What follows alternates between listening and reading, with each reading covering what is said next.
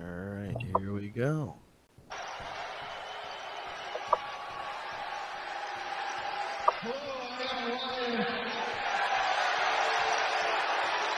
You hear it okay?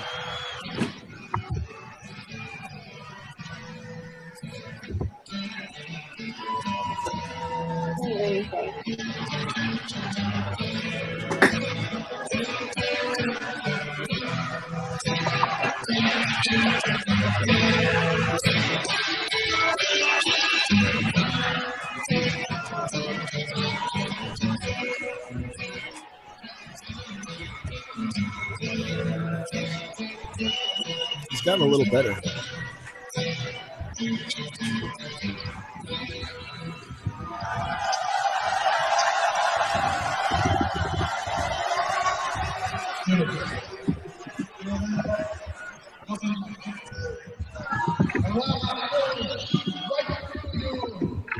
I have one question for everybody here tonight.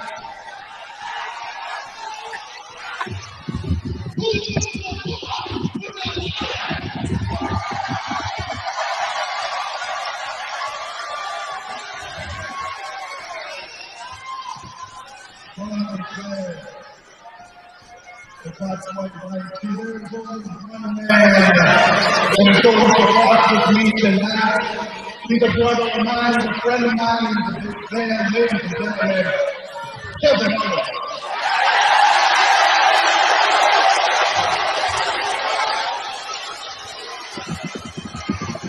Thank you so much. As I gladly welcome you anytime I walk with you, especially this Saturday night in Melbourne, Australia, when you and I team up to take on Michael Ashley and John Cena.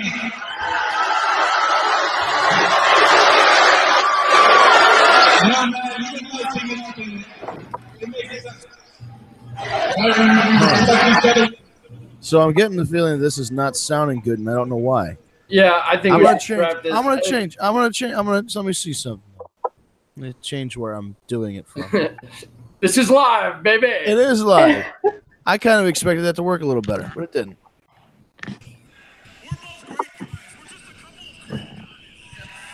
That's a lot better, just lower. But you know what doesn't make sense? There you go. There we go. John Cena teaming with Bobby Lashley. Kev, it doesn't make sense, you know? It's like having a basketball team in Seattle. Oh, just listen to it.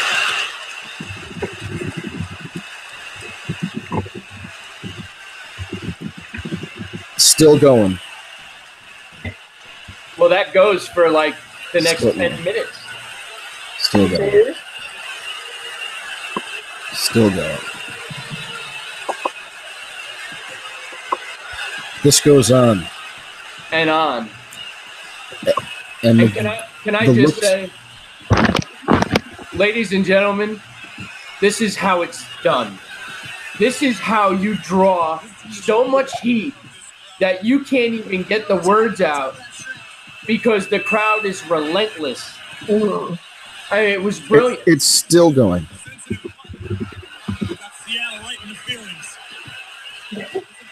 This is like a solid minute. Yeah.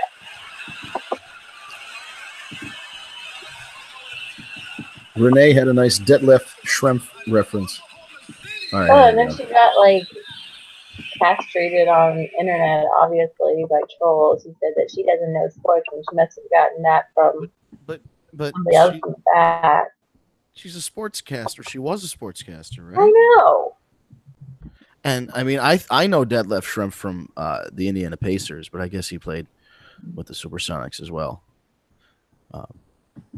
If anybody watch Parks and Rec, he was Detlef Schrempf was on an episode, a couple episodes of Parks and Rec.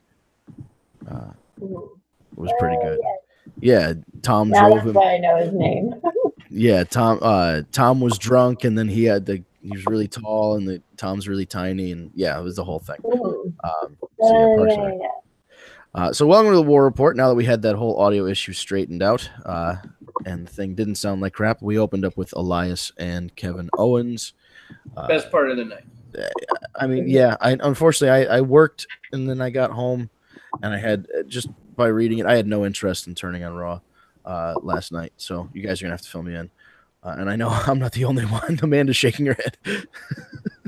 I thought my cable box thing wasn't working. They stream it, and it just kept freezing, and it was making me mental. So I didn't watch it. But I followed along as much as I could on Twitter and stuff. Yeah, it's too bad you were having box problems. So. Hey now. Well, speaking of, this is the War Report brought to you by TagMeADate.com, the first and only dating site exclusively for fans of professional wrestling. It's free to sign up, free to send messages, free for all that stuff. You can find your tag team match amongst our roster of 70,000 superstars and divas at TagMeADate.com. And, of course, follow us on social media at TagMeADate.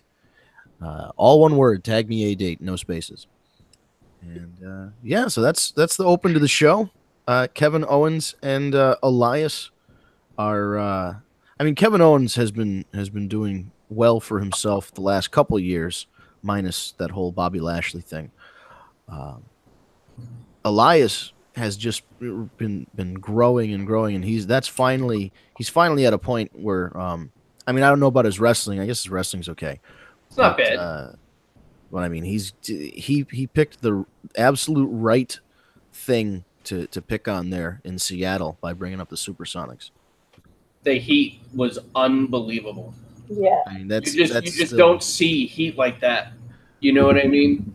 No, I mean the city lost a sports franchise. That's kind of a big deal for them, but so that's why they took it so seriously. I mean, Hartford. If you said something about the same thing about like the Hartford Whalers back in like 1996 or something, oh, you'd get the same reaction because we had just lost the team back in '95.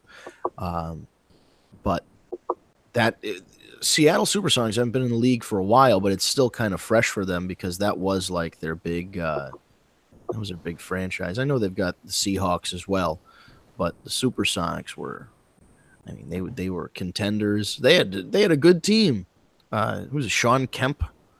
I don't even remember who else played on the Supersonics, but damn, they were a good franchise, and now they're no longer in Seattle. So still strikes a nerve to this day for people there when you remind them of what happened.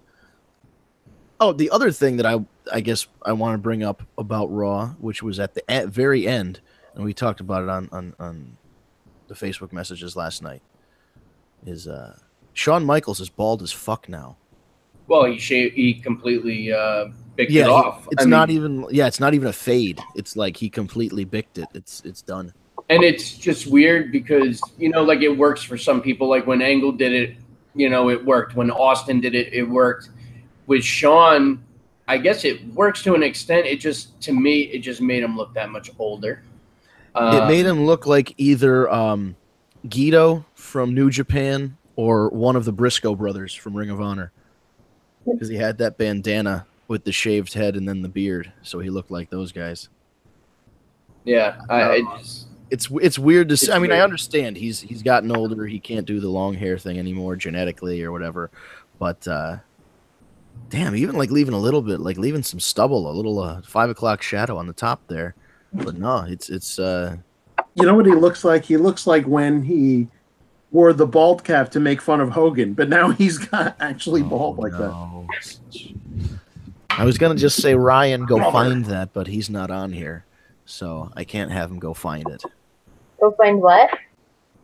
A picture of Shawn Michaels with the bald cap.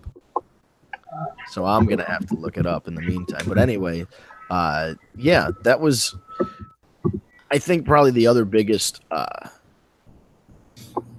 happening was the whole Undertaker, Kane, Triple H, Shawn Michaels situation. Great finish to the show. I thought Taker looked great.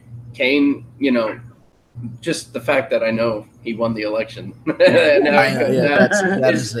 is just fucking hilarious. But it was great to see the Brothers of Destruction back together. I wasn't expecting it. Right. Triple H running out to the King of Kings was awesome. That whole segment was just very well done. It was it definitely was a great send off to the Super Showdown. And it was definitely, that and Elias and Owens was the best parts of Raw. Everything else was really just the Shield and Braun and McIntyre and Ziggler, which, it's just getting, boring and old already. They're still teasing Dean whether or not he's going to turn. And I think it's coming, or I either think it's coming and it's going to come at the pay-per-view, or it's going to be McIntyre, or it's going to be Ziggler. I have a feeling something's going to give. Yeah, for sure. Something's going to happen. Because it's like, is everyone expecting Dean, so it's not going to be Dean? You know what I mean? Right. That's kind of what I'm thinking. But it can't, and I don't think it's going to be Seth either. For those of you watching the show, you can now see a picture of Shawn Michaels impersonating Hulk Hogan, which looks a lot. I mean, that is what Shawn looks like minus the Hulk Hogan mustache, brother. Now he's very bald. Is it bad that was the biggest takeaway from that? Because I mean, it was a good ending, and of course, I mean, the Undertaker did what he does, and Kane does what he does. They all played their parts well. But the one takeaway was, shit, Shawn Michaels is bald. We're all getting old. Like that guy had a full head of hair when I started watching wrestling. Yeah, but you know what? It's the reality. You know what I mean? Yeah. The reality is they are older, and this is going to be one of the last few times that we get to see all these guys in the ring together. So that's something special on its own. And it's exciting to know that Shawn, from everything we're hearing, is he's going to be around and do a number of matches, and have one little last run, which, if he can still go, forget what he's looking like, if he can still go and still be, Mr. Main Event and be the Heartbreak Kid, then, I'm all for it. Yeah, we'll see what he can do. I'm hoping we can get a little bit more of an idea before the match. I know they're not going to give away anything, but it would just be nice to see him hit a couple super kicks and some take a couple more bumps and just to kind of work out any kinks before they go out and wrestle a match. Well, listen, he's also, if correct me if I'm wrong, he's also a trainer at the Performance Center. So, right, so that would he should be in there working out. Right, yeah. He's getting in-ring work done. He's not going to go in there dry. And I think also when a Saudi Arabian prince opens his wallet, basically says, "Pick a number. We want Shawn Michaels. We don't care that he's retired." I mean, those fucking guys wanted Yokozuna. They would have an Ultimate Warrior. Vince could have called up Rikishi and just told him, "Listen, put the damn diaper on. Don't tell anybody." They wouldn't have noticed. It's so true. But they were willing to open their wallets for big name talent. Shawn Michaels is one of them, and the other one that I've heard, I didn't know confirmation yet. I've been hearing it too, brother. Yep. We might get the return of Hulk Hogan. So are Saudi Arabians going to cheer when Real American comes on? That's kind of funny. That would be. I would love that. They'll probably wind up playing NWO music. They'll play Hollywood. Oh, you know what? You're right. They'll play the Hollywood NWO music. They're not going to play Real American. Could you imagine? Could you imagine though? They're in the middle of Saudi Arabia and Real American plays. It'd be fucking hilarious. If they cheer, it's funny. If they boo, we should be concerned. Right, that's a true. But if they want Hulk Hogan, obviously they're aware that. Right, they're aware of the very patriotic, all-American kind of wrestler. If I'm the WWE, I'm playing it safe and I'm playing Hollywood. Well, yeah. But I'm not taking any chances. It would really be funny if Hulk came out. There's also another name I've been hearing. What's that? And this would be huge. Yeah. But I've been hearing a little Stone Cold Steve Austin. I heard that too. Yeah, there was I didn't hear that. There was a rumor that he was going to be the special referee for some match. I actually heard that there's a possibility of him lacing up the fucking boots, is what I'm hearing. No. Again, when you've got a Saudi Arabian prince saying, "Name your price," I'm sure Stone Cold will go out there and give it one more try. Could you imagine if they really pulled out all the stops and this guy was serious and dropped like $100 million on the show, and they had guys like they had Shawn, Hulk, and Stone Cold all come back and wrestle? That would be amazing on the same show. I mean, not that Hulk's going to wrestle a match, but he comes out and gives somebody a big boot or whatever, and rips the shirt and the whole deal. That's all he has to do. It is. You know? It's too bad Braun's a heel, because I feel like Braun and Hogan would be a good matchup. Like having Braun be like the guy, like somebody jumps Braun or whatever else, and then Hogan comes in. Not that he needs saving, he's a monster of a man, but I'm saying like the segment would be great with Braun doing the Hulk stuff, hulking up and hitting the leg drop and all that. Give it to Rusev then. Oh yes, you know what? I changed my mind. Rusev and Hogan in Saudi Arabia ripping their shirts off. Hogan wearing a Rusev Day shirt would be awesome. If Hogan wore a Rusev Day shirt, that would make the segment. Or it's Hogan Day. Yeah, I was gonna say, what if Happy you had Hogan Day? It's Happy Hogan Day or Happy Hulk Day, the top rope or whatever, and it's a red and yellow flag kind of flag or whatever, and the Hulk, and the middle one is gonna say Hulk or Hogan in the Hogan font instead of the regular font, so it'll be Happy, and then Hogan would be the man. You know what? A pretty cool shirt. I'm gonna do that later. Somebody remind me. I'm gonna make a version of that, because I made one for the Yankees. I made a Gleyber Torres, because they have a rookie named Gleyber Torres. So the every time he does well, we call it Gleyber Day, and so I made a Happy Gleyber Day shirt that looks like him. But he's an interesting name because it's not an American name. Gleyber, Gleyber. So it's like.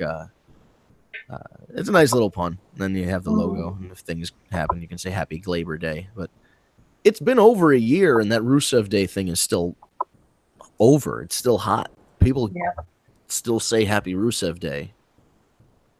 Yeah, well, they're funny. Oh shit! Whose house is on fire? I think that was Steve's. He's got 2 kids. They could have burned something. Not me. I mean, usually it is me.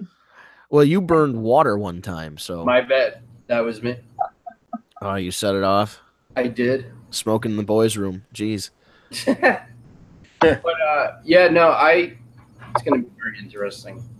And it sucks because you kind of have to stay off social media too, because it's 5 a.m. So I'm not getting up at 5 a.m. Oh, is that when that Saudi Arabia? Oh, the Australia show. Right? Oh no, the Australia one too. Well, the Saudi Arabia one, it's going to be a similar situation unless it's a nighttime. I don't know what the last time there was a Saudi Arabia show, it was at like 11 a.m. or noon or something like that. It was really reasonable.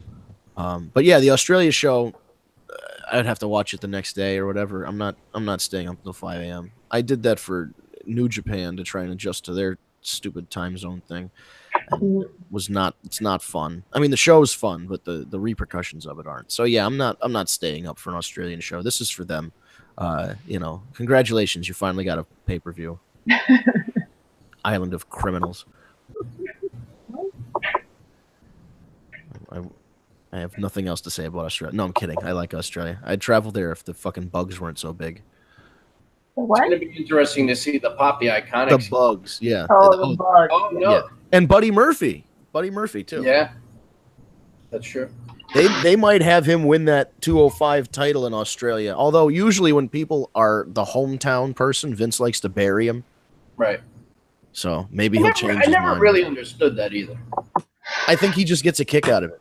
Personally, I think that my opinion is he just is getting a kick out of it. Yeah, I can see that. Well, aren't the Iconics wrestling at that thing too? Like, yeah, they'll get they'll Naomi get and Oscar or whatever. Yeah, they'll get I'm sure they'll get a big pop for that. But yeah, I'm pretty sure they'll get a big pop because they're them, and they're like the first Australian.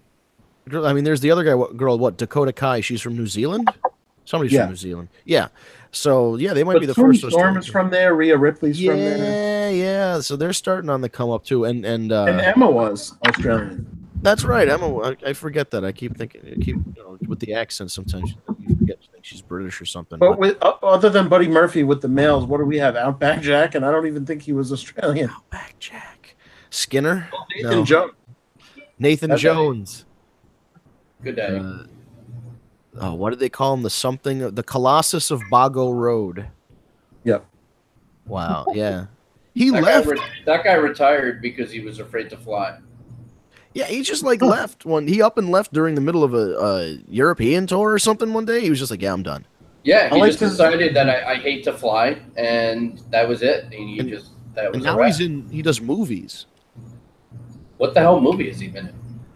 Well, I remember he was in Troy, and he was one of those big dudes that got killed. I was just gonna say, I think he was in 300, but I think you're right, Troy. Like he plays those kind of big. And then Brad Pitt goes, "Is there no one else?" Oh, that was that. Oh yeah, jeez, that was that scene from Troy. Yeah, everybody remembers that scene. Jeez, and then Kurgan was in 300. Kurgan was in and Sherlock Holmes. Yeah, I was just gonna say Sherlock Holmes. Kurgan's actually had a pretty good film career for a guy his size and all that. Still notable, and he's still the good thing about that is because with guys like him, like the who's the other big guy who wore the furry bodysuit, fought the Undertaker at WrestleMania. Giant Gonzalez. I think he might have passed away by this point, but he was in a wheelchair. Like his joints and his knees and all that got so bad he couldn't walk around anymore. And even like Manute Bol, I know he got in a car accident. He's dead too. But like guys that size, they usually have like joint problems and problems getting around and being mobile. Yeah. So the fact that he's, pushing 50, I'm sure at this point, 40 or 50, and still act like he was doing fight scenes in that Sherlock Holmes movie. So he's the real deal. And speaking of, did you guys see the new Sherlock Holmes and Watson movie that's coming out? Oh, with Will Ferrell. Yeah, Will Ferrell and John Cena. That shit looks funny as hell. And Braun Strowman's in it. Yes, Braun Strowman is in it. That's a big that's a big thing for him. Mm-hmm. He's even a wrestler in it. Yeah. That's the perfect role. They show I know how to do that. What is it? Will Ferrell's hitting him with a wooden chair or something like that. That's funny. So fun. Yeah. So something more wrestling related. We've mentioned this lady before. Jazz. You guys remember Jazz? Of course. From so Jazz is defending the NWA Women's Heavyweight Championship or Women's Championship rather at the 70th anniversary show. Okay. And I can't believe, first of all, good for her, still wrestling. Second of all, there's a YouTube video out and Black Don't Crack. She looks really fantastic for her age. And she cuts a promo here. I want to try and get a part of this promo. Who's she facing? Mystery opponent so far. Okay. So they haven't announced it yet. But they're announcing stuff as it comes up. I think it's going to be in like November. She's still married to Rodney Mack? I believe so. That was and that's a power couple too. I wish he had a bigger career. He was Thuggin' and Buggin' Enterprises, man. Thuggin' and Buggin', the White Boy Challenge. Was that him, Rodney? Yeah, that was him, right? Yeah. You gotta back the Mac. Right? Down with the brown. I'm gonna try and find it. Okay, yeah. The real me? Well, the Jazz? I don't give I don't give a shit. Nope. And you will see exactly who I am, what I've done for this business as a woman. And as a black woman, you damn sure can't take from me. Because what I have now is not going to be taken away from me. This is it. This is only like a minute long, so. My legacy. The NWA will be known as Jazz, the female fighting phenom legacy. So Billy Corgan, you better tell my opponent to have her shit together, because I'm not laying down for nobody. I'm here to stay, and I'm here to tell the world and show the world why I am the baddest bitch. Why I'm known as the baddest bitch. And I will forever be the baddest bitch. I had to play that specifically for the end part there, where she just says she's the baddest bitch. Because I mean, what do you say to that? How do you, if you're wrestling her, how do you come back from that? She laid it all out there. Mhm. I'm excited about the NWA because they're doing that. They're announcing a they were going to call it the North American Championship, but now it's going to be because that was an old NWA title. Now they're calling it the NWA National Championship. And they're going to have an 8-man, one-night tournament for that, 2 4-way elimination matches, and then the 2 guys that survive that have a finals match for the title. And like Colt Cabana and Willie Mack is in it, and a couple other guys. So, what's his name? Oh, the guy that did the Sam Shaw from formerly from TNA is going to be in it too. So that NWA show, and it's coming up on the 21st. That'll be interesting because they announced Nick Aldis. The rematch with Cody and Nick is going to be a 2 out of 3 falls match. So that's going to be like a classic NWA style match, 2 out of 3 falls. Nice. The way it should be. And then the women's title is defended. They're talking about bringing out tag team titles. So there's big things happening in the NWA. So we just got to stay tuned to that. The other big news in indie wrestling is Cody and the Young Bucks. First of all, Adam Page was offered a contract by WWE, and he turned it down to stay with the Bullet Club. No shit. Yeah. First of all, good for him. Is that a smart move? I don't know, because January 1st is the big decision for Nick and Matt Jackson and for Cody. Their contracts are up first of the year, and they're playing it in. The latest episode of Being the Elite on YouTube was named TikTok. And they kept having a ticking clock throughout, and there was a countdown on one of their phones. So they're definitely building this portion of Being the Elite. The story is going to be whether or not these guys are going to stick around on the indies. You know, are they going to re-sign with Ring of Honor? Are they going to re-sign with New Japan? Are they going to be true independents, or are they going to go somewhere else, like to the WWE? We don't know. Literally, we don't know. Cody seems to be indicating that he's going to have a second All-In Double or Nothing, or whatever it's going to be called. It seems like they're hinting that it's going to be called Double or Nothing, but that's yet to be seen if they're going to do another show.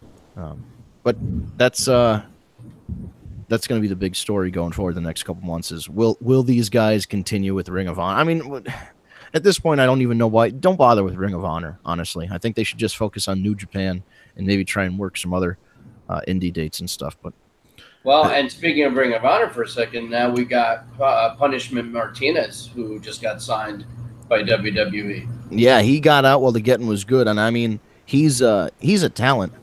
Yeah, he's a big guy that can move. And the other funny thing was, I saw him wrestle the pay-per-view the other night. There was a Ring of Honor pay-per-view on Friday night, and he won that night. And then the next night there was a TV taping, and he dropped the television title to Jeff Cobb. So now Jeff Cobb is the Ring of Matanza. Honor. Yeah, he's fucking great. I've seen him wrestle live once in WrestleMania. He's fantastic. But Punishment Martinez has Low Key's voice, but an appropriate body for having Low Key's voice. Right. Because I heard him cut his promo, and he was doing the "I'm Punishment Martinez," like he was doing the fucking Low Key voice. And I'm like, oh, you're not 5'2". Oh, what are you going swimming? Guys remember Michael McGillicuddy talking about Caval's suit? What are you going swimming? Caval, I looked it up. It's a I forgot they named him Caval. That was so stupid. They should have kept Low-Key. It's just so much more badass. Low-Key wanted they brought him in, and there's always been rumors that he's had like the timing just wasn't right. No, it really wasn't. And the problem was they brought him in as an NXT rookie like that, which, again, I know they brought in Daniel Bryan the same way. He was no rookie, you know what I mean? And he wanted I guess the problem, not problem, but an issue that he had with the WWE is he wanted guys like he wanted to wrestle Rey Mysterio. That was the first guy out of the box. He went there saying, "I want to wrestle Rey," and they're like, "No, why don't we stick you with a Bella Twin or something like that, or whatever, or something?" Yeah. Oh, they stuck him with Lay Cool, and then he wrestled Dolph Ziggler. Did he even win that, or did he win it and lose it right back? I don't know. He didn't have a very ceremonious or noteworthy WWE career.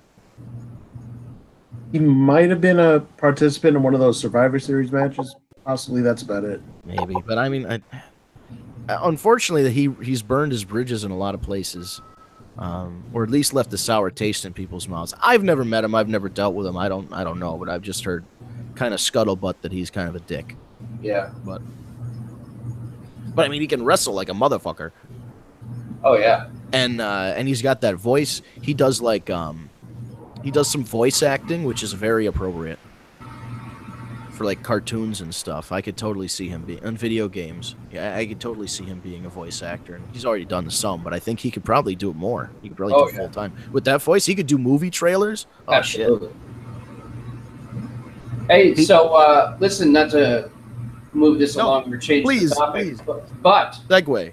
We actually had quite a number of questions come in over Twitter using the hashtag AskTheWarReport, and of course to win their free entry into the Wrestlerumble Super-Showdown Pickem contest. So I'm thinking maybe we should go and tackle through them. Amanda, did you want to kind of MC our way through that?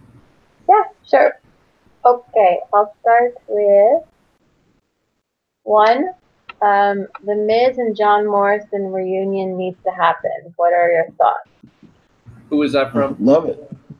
Jordan Marciano. Sorry if I said that wrong. Yeah, I mean, I'd like it, but I think Johnny, fill in last name here, is content doing all of the other things. Like he's on Survivor right now. I mean, it's already filmed, but he's on the Survivor. He's on Survivor this year. It's David's versus Goliaths, and he's on the Goliath team.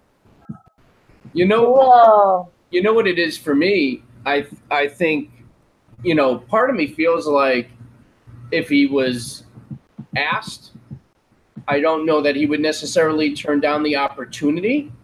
Yeah. But I don't know if it would be like a long-term thing. I think he'd come back and do it, but I don't think he would be like... Well, right, because he is being very successful out on the indies doing his thing and working for Lucha and everything else. But if the question was, would you want to see it? Abso-fucking-lutely. I would love to see that. I would love to see an M&M reunion. Bring back Melina also. There's a lot of things. I mean, that was a guy that I truly feel WWE really dropped the ball on. They should have never let him go. Yeah, I agree. And I don't know what, if it was his decision or their decision or a mutual thing, but if they just, I forget, it's been so long. If they just straight up released him, they fucked up because he had lots of potential. Yeah. I mean, he's just so talented. He was good on the mic. His gimmick was good. He just, he can move in the ring. I don't know. I was always a big fan of Morrison. I would love to see him come back, but I think, well, listen, you never say never. So. Yeah, that's true. And Eric just is a sick individual and shared this. I came across this. I don't know where he found it, but I mean, I was just scrolling. That's some podcast. Yeah, we shouldn't really give them free promo. Who cares? No, I'm just kidding. I just thought it was so fun. They only have 30 episodes. We'll give them a little plug-a-rooski, whoever they are. I can't even Riera. I don't know who you are, but very scary, though. Very nice Photoshop job of it. It gets weirder the longer I stare at it. Yeah. It's like one of those magic eye posters. You relax your eyes and it just gets fucked up and more fucked up. There's no better face of McMahon to do that on. He's like, Gary Stridham. Yes. Oh my God. Oh, and real quick, also, before we get to the next question, if you haven't heard it, there is a very rare interview right now on YouTube. Oh, yeah. Just put in the search Undertaker interview. It'll pop right up. It's I forget the guy's name, but he does an interview with him, and it is an awesome fucking interview. It's only about 38 minutes long. But, man, it's really cool because Undertaker just doesn't do interviews, and he talks about a lot of stuff. He talks about character development. He talks about the day he got the call from Vince McMahon that he had this, Undertaker idea and he'd be perfect to, his friendship with Andre the Giant. I mean, there's just so much cool stuff. Definitely check it out. Just search Undertaker interview. That's right. I mean, it's like the third video in when I put YouTube up. It's so rare for him to speak anywhere out of character. There's one from like TSN, I think it was. There's somebody there, and it was years ago because he was like American Badass Undertaker at the time, Right. and he did like a little bit of a thing there where he talked about Hell in a Cell. I think he talked about Owen. It was like stuff you wouldn't expect him to talk about back then, and now. And he said of that gimmick, he's like, yeah, they got me doing this crap for now. Of the Undertaker? That's yeah. Well, yeah, because you wouldn't think that shit would get over. You had fucking Duke the Dumpster and Repo Man and all this other. I'm friends with Duke the Dumpster Drosy. Yes, you are, and but you had that was the era of Duke your. Jack, too. Oh yeah, and he shaved his head. He doesn't have that shitty. Hey Eric, since you're such good friends with Duke the Dumpster Drosy, fucking reach out to him and try and get him on the show. I was just thinking it would be really funny if he did a like a little video where he opened up a garbage can and pulled out a big crumpled piece of paper and then unrolled it, and it's tagmeadate.com. That would be funny. But I didn't know if that would imply that we were garbage, so I didn't want to put that out there because it was like, oh, he's taking us out of the but he's taking us out of the trash, so maybe we're worth something. I don't know. Just thinking out loud there, but yeah, it was. There was that era when the Undertaker came in. It was like TL Hopper, and I mean he was a little bit before that, but still it was like the TL Hoppers of the world and the Abe Knuckleball Schwartzes. Right. It was the era of your profession was your wrestling gimmick. It was right. Fucking evil dentist. It was right. It was like the right time because it was just on the cusp of getting to that kind of thing. And it was because he was able to evolve the character too. So I give him credit for that. They took it. He was the Western Old West Undertaker, very traditional. When you think of the word Undertaker, you think of the Old West caskets back then. Yeah, wooden caskets and the whole deal. I mean, it was very much Old West themed.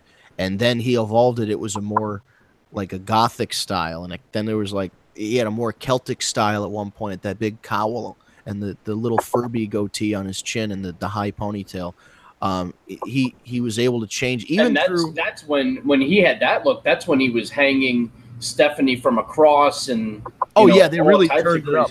Like, I mean, it was crazy, right? And they turned it from he was just an Undertaker. Embalmed Midian.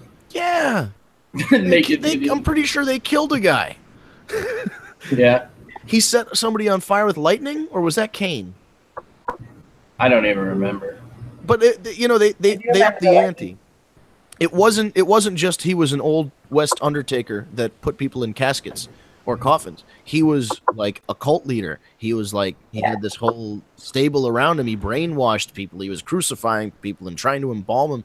There was a time where they had Steve Austin on the embalming table and he was going to stick a ceremonial dagger in his chest until like Mankind ran in. The whole thing was fucking crazy. And who could forget? Where to, Stephanie? Yeah, that's right. that might be the best of them all. Yeah, in the car. That was Where great. to, Stephanie? And then years later, he would taunt Teddy Long like that in the limo. I liked when there was one time when he was American Badass. I think it was before he fought Brock Lesnar, and they couldn't touch each other or something, and they got into a fight, so the cops were pulling away, or like he got arrested somehow, and the cops were dragging him away, and he was saying something about you want another donut or whatever. He was like taunting the cops as they were arresting him. I was like, oh shit, Undertaker has some repressed feelings about police officers. He was like, I mean, he was throwing some brutal shit at him, so he was able to overcome, kind of a silly gimmick when you think about it, and turn it into something cool and relevant. And even the American Badass, people shit on the American Badass Big Evil thing. That was fun. I liked that. I like the American Badass. I was not the biggest fan.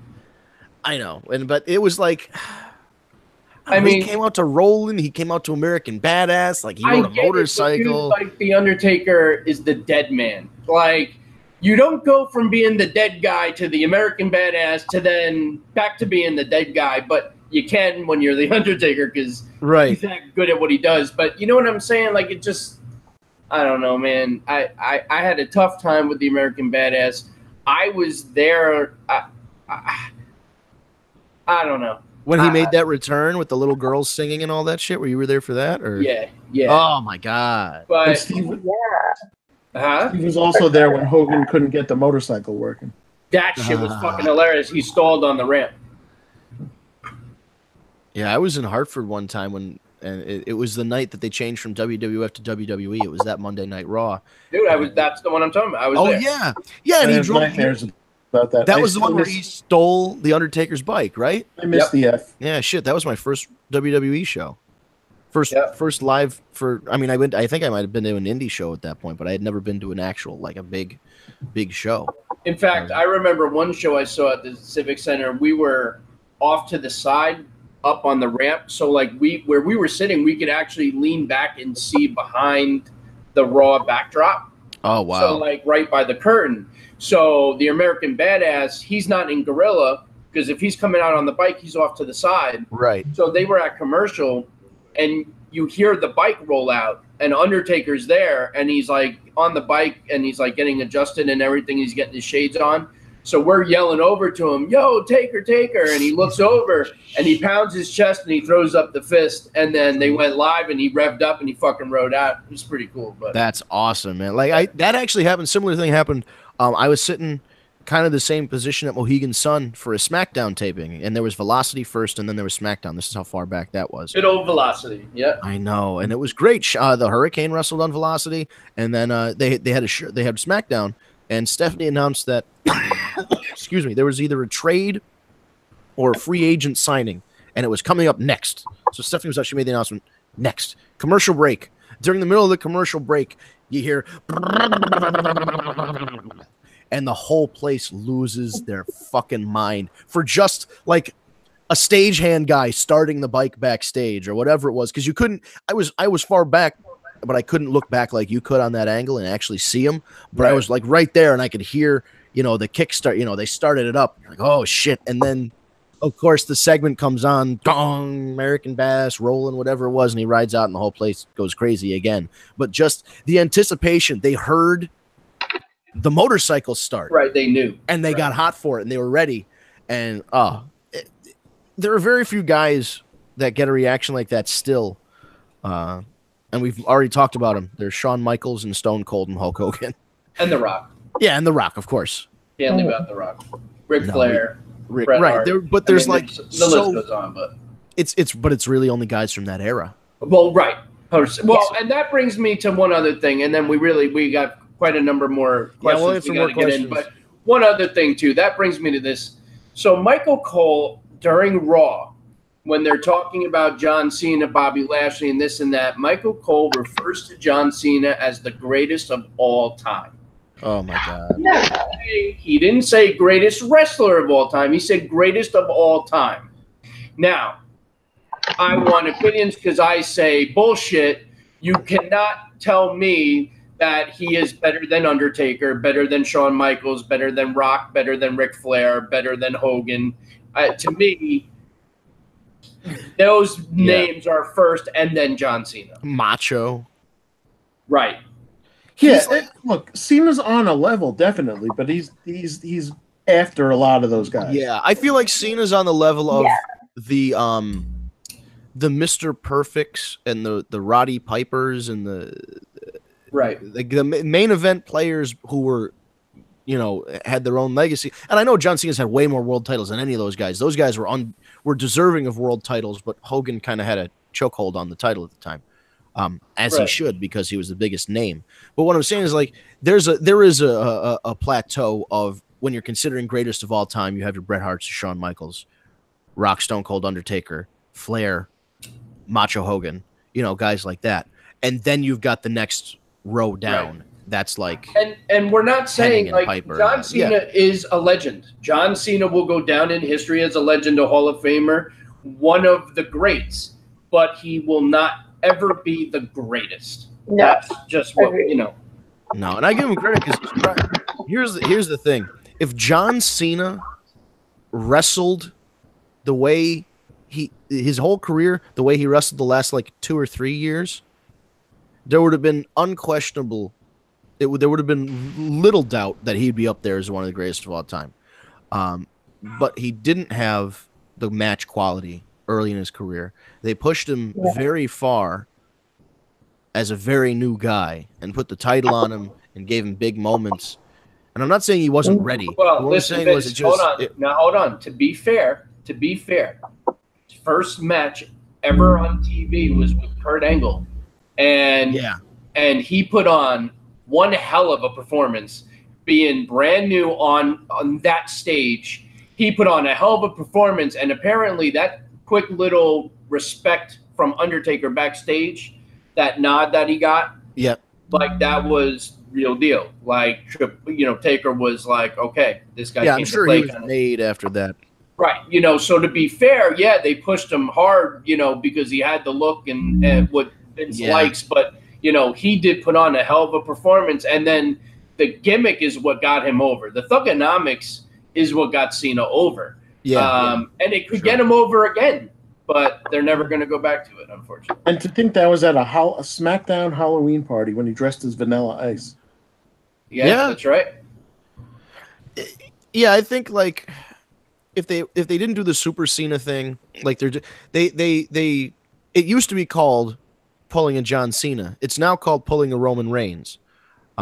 As time goes on, the name evolves, but the concept stays the same, where a guy is being pushed simultaneously as an underdog and as a superhero, which is just kind of tone deaf. So like John Cena, even though he was supposedly against all these odds, never really seemed to face any kind of odds, because he was always like, I don't know, he'd get over on him. It wasn't like that whole feud with Kurt Angle. Kurt Angle had to say he hated America and baby Jesus and all kinds of shit. And he still lost. Like, it would have been nice for Angle to kind of get a one-up on Cena, like a wily veteran getting one over on the young kid, and then Cena kind of gets his. But it was like John Cena won all of those matches pretty much cleanly. I think there might have been like one stoppage in there or one fucky finish, but he rolled through Angle like that. It's just so weird to think, he got put, Triple H put him over at WrestleMania. Shawn Michaels put him over at WrestleMania. And that was, he was facing backlash then. He was being booed to shit for both of those matches. So it was like they kept pushing him despite the response he was getting. I think if they were a little bit more dynamic with his booking, and this has nothing to do with him, unfortunately, if they were more dynamic with his booking, he could have been considered a bigger star or one of the greats, right up there with Hogan and Rock and all that. Because Hogan and Rock and Stone Cold and Bret Hart and Shawn Michaels and Undertaker, what did they all do? They were babyface, they were heel, they were over as both, they were effective as both, they put on good matches as both. Can't say that for John Cena, because we've never seen him turn heel, so we don't know. There are times he's wrestled like a heel, but we don't know. So I think that's like why Ricky Steamboat, I think, isn't he's in the conversation, but he's never considered above Ric Flair, and that was because he was always a babyface. He never played the heel. He never. At least that's my argument. Anyway, we should get back to those questions. Yeah, let's get to more of those questions. Okay. Well, that was a good question, though. Thank you, whoever asked that. That was a good question. I think. What did you bring up the microphone? Dean Ambrose turned heel and backstab Roman and Seth at Super Showdown. Wait, say that again? I'm sorry. Will Dean Ambrose turn heel and backstab Roman and Seth at Super Showdown? And who is that from? Saki the Sock Puppet. Oh, nice. I thank you for the question. I mean, we kind of touched on it already. I think I don't think Ambrose is going to be the one that turns at the pay-per-view. I'm starting to go that it's going to be Strowman's team that falls apart. Yeah, and I think if the Shield do have a falling out, it's going to be at a bigger stage than the show. Right. Yeah, but unfortunately now, these international shows are starting to become the big shows. That's true, too. I mean, I guess it'll remain to be seen if titles change. But I think the time of this show is definitely going to affect that. Right. I mean, that's true. Did titles change at the last overseas, No, nothing. It was like a glorified only Braun won that weird green belt. Yeah. Right. Well, the tag titles, but they were vacant at the time. Oh, yeah, there was a tournament. That was the tournament finals. That's when Matt Hardy and Bray Wyatt. Yeah. Yeah. Right. So for me, if these are going to start to become big things, then like titles are going to have to change at these. Yeah, because otherwise people won't watch them. They'll be like, oh, well, this is a house show. Why am I watching this? Right, a glorified house show. Right, but you know, you can't say that when the main event's going to be Triple H Undertaker. Yeah. You know. And again, they're and that's going to set up more shenanigans too. What do you think of McIntyre in Shield garb? I don't think anybody's going to join the Shield. I think they might just that the team's going to fall apart. Yeah, because honestly, I would like, excuse me, preferably, I want to see McIntyre Braun as a feud, because I think that those guys could work well together. They're both big guys, and they both move like smaller guys, especially Drew. It's going to be Drew versus Ziggler first. I'm sure it will be. Yeah, that'll be first on the docket. But I'd like to see Drew maybe be the title holder out of that group. I'm totally okay with that because they fucked up Braun. They've almost permanently fucked Braun Strowman with this heel turn. So maybe Drew's the next one. Maybe Drew is the chosen one this time. Takes the Universal title. It sure ain't gonna be Ziggler. Oh no, God. It'll never be Ziggler, unfortunately. Right. He's part of the happy to be here club, like Finn Balor and Bayley. Right. Jesus, those two, I'm glad they just put the two smiling people together on Raw. Smile and hug it out. What's their gimmick? They need smile. Apollo Crews. All right. Oh, geez, yeah, that would be it. And then they need Isaac Yankem to compliment on how bright and white their smiles are. That would actually be really funny if Kane came out in a curly fucking blonde wig like Isaac Yankem one time and just never mention it again. Do it on like an April Fool's show. He comes out, does a segment, and then that's just it. But yeah, I don't think it's going to be Dean. And if it is Dean, I think it's going to be down. I think it'll be down the road because I think the money. It's going to happen, but just the money match is a 3-way match between those guys for the title. So you're really only looking at Rumble or Mania for that. Yeah, but would they prolong the heel turn until Mania is the question. If somebody else wins the title, they could. Because then the world, like let's say the world title goes to Drew or Braun, then the Shield does something at Survivor Series against another team, you work your way to the Royal Rumble. Right. Who knows? But so that could be the possibility there. This is all speculation at this point, but yeah, I think Dean's staying with the Shield for the time being. At least that's my opinion. I agree. And thank you for the question, Sock Puppet. Saki the Sock Puppet. We have another one? Yep. The best question. What the hell? Which is pretty much what every wrestling fan has been saying after Raw and SmackDown. Yeah. What the hell? Yeah. Well, no, this week, the end, like the last hour saved Raw for me. But between the Elias Owens deal. Crap. Yeah. That's the annoying part. No, I get it, but I don't know. Yeah.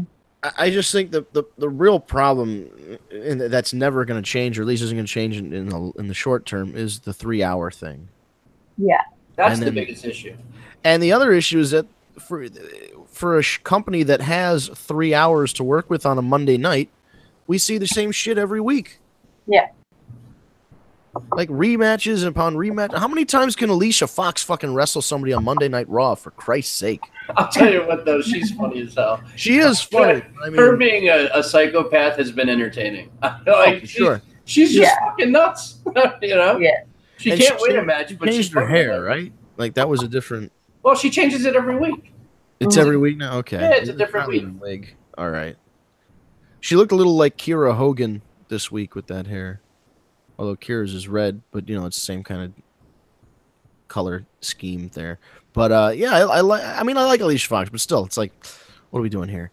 And Elias is great, but it's like every week, it's it's the Elias thing. It's like you can count beat for beat. It's like, okay, this is gonna happen. Roman's gonna open the show and call somebody baby girl and come down from the audience, and it's like you could almost somebody did it where they fed the scripts from Raw into like an AI computer and it generated a episode of Raw. So the computer typed its own episode, and it was pretty accurate. I mean, it was, it's got those wacky AI sentences in there, that don't really make. But if you read it, if you read the whole thing out, you're like, oh, that's kind of like a Monday Night Raw, which just goes to show you that there's a lot of similarities in each episode. So I appreciate them changing things up a little bit, or if there's a progression, like with Elias. Maybe next week he's got a guy playing bass, and then the next week he's got a drummer, and then the next week he's got 3 backup singers, and then he's got dancers, and then it's like Elias has a variety show for 15 minutes in the middle of Raw one night. Just progressions of the guitar playing gimmick, because he's been doing it for so long now. Ladies and gentlemen, Elias, and the lights go out and there's a spotlight and we get it. But if it progressed and he had more instruments, it's time to go to the next step. Like throw the IC title on him or something. Yeah. Because again, why are we holding up all these titles for the fucking Shield thing? The Shield, if you want to keep the world title in the mix, sure. But like the tag belts and the IC belt, there's really no reason. Put those back out into the wild. Let some other guys fight over it.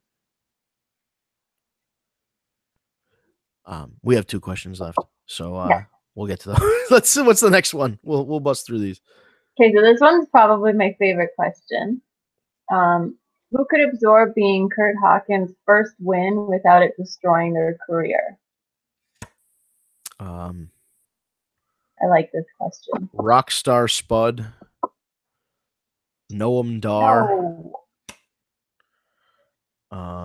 Zack Ryder, and it leads to them. Zack Ryder, yeah. Zack Ryder could eat a loss, and then they get back together as Hawkins and Ryder. Look at you, Jesus Christ! Zack Ryder just did a podcast with Defunct Land about amusement parks, because and Zack Ryder now has an amusement park podcast as well. I think it's with Hawkins, so you can check that out. I mean, Kevin Owens. Could you imagine? Yeah, Kevin Owens could take it. Kevin Owens is untouchable as far as one of the Singh brothers, maybe. I also think Elias could take the loss. Yeah, Elias could take it. Because of Jinder.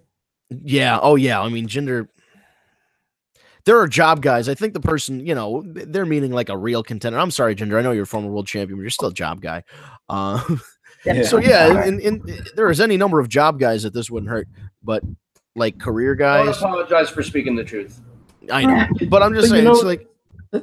Despite that, though, I am excited that I heard they're going to do a 3MB reunion on Table for Three. And I'm kind of excited about that. Yeah, I would watch that. Also excited for the House Hardy show that's coming up. Yes, that I want to see. So we have one more. Yeah. Thank you for that question too. I love it. All these questions, keep them coming. This is great. This one is from the Kingsman. Will Wendy do a run-in and turn on AJ, revealing Samoa Joe is really the daddy? Oh my God. That would be awesome, but no. I think we're past that era. I'm your poppy kind of thing. Custody of the 3 kids, or 4 kids, or however many kids. I love where you're going with it. I think that's a great idea, because they haven't done the Eddie Guerrero Rey Mysterio story in a long time. Yeah. But I don't think that's something they're gonna do right now. If they did it, excuse me. Let me draw your minds back to ECW, Raven and the Sandman. Yes. And Raven brainwashed the Sandman's wife and kid. And then the kid came out dressed like Raven and hit the Raven pose. Oh, that was badass. Yeah, so I mean, could you imagine the little kids, these 4 little white children running around with like puka shell necklaces, or like those big wooden ball necklaces, doing like the haka dance and all that shit? And then Wendy, Wendy is. And they with all him. come out and go, night, night, AJ. Oh no! Remember, Daddy, you're bleeding. What if he loses and the daughter turns on him and says, "Night, night, AJ." Oh my God. That would be crazy. Oh, Jesus Christ. This person asked a good question because now it's something that if it doesn't happen, I'm going to be really disappointed. Because we're coming up with all these great scenarios that they won't do on a PG-rated television show. Yeah. But I think turning the wife and kids against AJ would be such That'd be a... cool. Oh, my God. I'm on board. Hey, man. Who asked that question? Kudos to you. I'll tell you right now, that person may be the winner. I was just thinking they may be winner chicken dinner because I could maybe see that happening more so in NXT than on the main roster. Yeah, but I mean, with this story and he's going into the house. I mean, they didn't really resolve. Yeah. They never even explained what he did. Yeah, they got to go further. I mean, how much further can you go? The next step is what this person suggests. I'll tell you what, though, it's making Joe like one of the best, if not the best heels right now. Oh yeah, Ciampa is first in my opinion, but Joe is. Oh yeah. Smackdown is actually kicking off with Paige addressing Samoa Joe's actions against AJ Styles. Well, because we are at top of the hour. We should wrap that then, so we can see that. Who asked that question? Kingsman. All right. Well, hey Kingsman, congratulations! You are the winner for the free entry. Yeah. So. Is that going to be? Is it a Super Showdown one, or is it one? What's the next pick'em? It's the Super Showdown. Wow. All right. So yeah, WrestleRumble.com has a Super Showdown pick'em. Go to WrestleRumble.com. You can pay for an entry. First place is the NWA Championship bout. Wow. You had to do it. The 10 pounds of gold. I might have to enter for that because I might too. I've been looking at. I was just going to buy one outright, but obviously that's a frivolous expenditure. But for $5, you can enter and perhaps win the NWA 10 pounds of gold, the World Heavyweight Championship, or some other great prizes too. I'm sure. WrestleRumble.com, and yeah, it's as little as $5 to get in, which is pretty great. So yeah, we're at the top of the hour. Paige is addressing people on SmackDown. So we'll let you go. We want to remind you that if you have a question for us and you want to be entered into our WrestleRumble.com pay-per-view pick'em, you can use the hashtag AskTheWarReport on social media and tag me a date. Or you can email askthewarreport@gmail.com. We got more responses this week on social media than we did on the email. So I mean, we definitely see either. So whether it's askthewarreport@gmail.com or hashtag AskTheWarReport, we do this every Tuesday evening, 7 p.m. on Eastern time. We'll let you know when daylight savings comes around so you can adjust your schedule if you're listening internationally. Otherwise, you just stick with us as we change the clocks.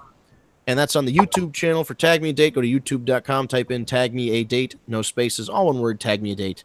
And you will see the Tag Me a Date channel where you can like the videos, you can subscribe to our channel. Hitting the bell is important because that sends you alerts when we go live or upload a new video.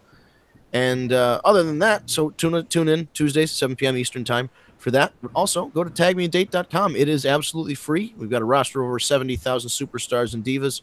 You can search by your location. You can search by your favorite wrestler, favorite pay-per-view event, etc., etc., etc. Messaging is free. Registration is free. The whole deal is free. We've got Android and iOS apps forthcoming. We done beta tested them.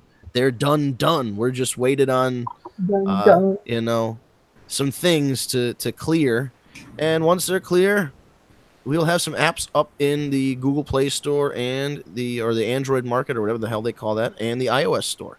So stay tuned for that. We'll definitely let you know when that's dropping. But for now, tagmeadate.com is perfectly available for your mobile device. It scales to your mobile device when you go on your browser. Tagmeadate.com, absolutely free. So we will see you guys next week, next Tuesday, 7 p.m. on Eastern time, right here on YouTube on the Tag Me a Date channel. Like I said, be sure to follow us on social media at Tag Me a Date, and we will see you all next week. Thank you for listening.